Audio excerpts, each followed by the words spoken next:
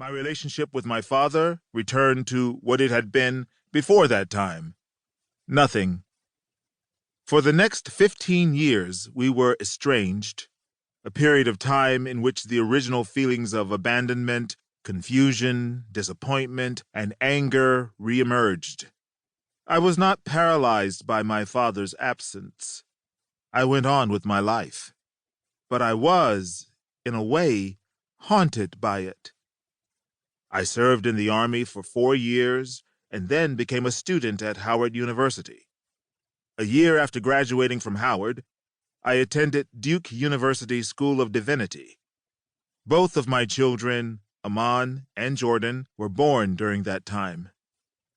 Finally, in 2017, my father and I reconnected. I visited him in Houston, where he had moved. It was a pleasant, encouraging time together. We had grown in different ways, and we were now able to communicate with each other with civility and as men. Our time together was so fulfilling that I left that visit with a thought. I wish my dad had spent more time with me. I wish my dad... That sentence fragment grabbed my attention, causing me to pause and reflect. I came up with lots of different ways to finish the sentence. Finishing that thought allowed me to give voice to all the things I had longed for from my father. It gave me an outlet for emotions that I didn't even know I had. I wish my dad... Finishing the sentence gave me a way to be honest with what I had yearned for, a way to name the love for my father that created those longings in the first place. It was a way to identify what was missing and to admit that I needed things from my dad. Completing that sentence was a way to say that I yearned for deeper connection with my father and that my relationship with him felt incomplete. You have to diagnose a heart condition before you can find the right prescription. There is medicine for the broken heart of a son, and it involves breaking the silent oath of being a strong man. It involves naming the pain on the other side of the thought. I wish my dad... It was such a simple start to a sentence. But I began to wonder whether it contained the power to heal wounds I didn't even know I had.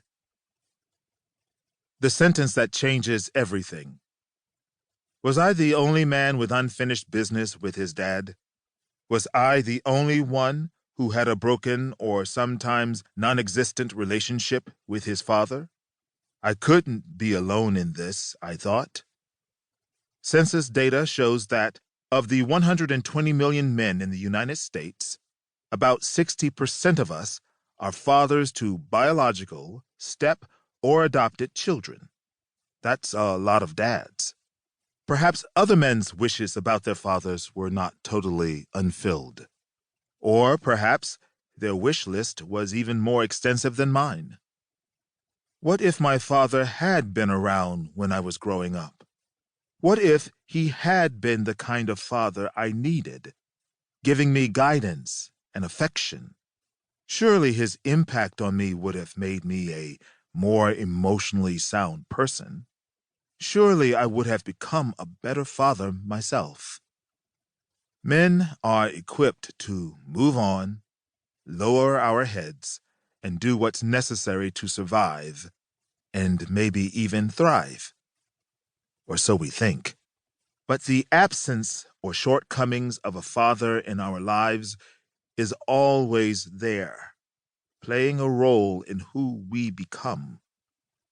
I wanted to hear from other men about their dad wishes and find out if other men longed for things from their fathers that they hadn't received. So I started reaching out to friends and coworkers, men I knew in some capacity and would randomly invite to my home office for conversations about their fathers. I ended up interviewing dozens of men. Some had good or mostly good relationships with their fathers, and others' relationships with their dads were different.